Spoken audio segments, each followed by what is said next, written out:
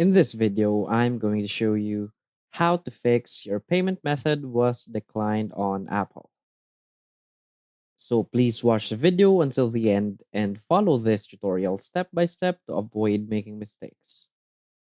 So let's get started. So if in any case you want to purchase an item or a product on your App Store or anything using your payment methods on your phone, on your Apple phone, and it was declined.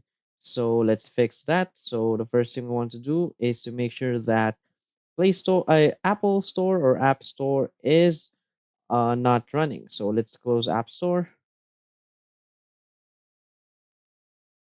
Now we want to go to our Apple ID.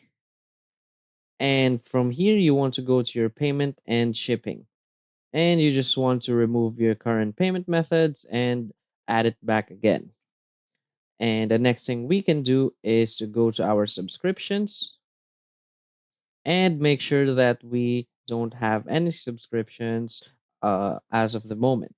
So if we have any subscription, so you want to remove that. And the next method we can do is you want to make sure that you have a stable and reliable internet connection.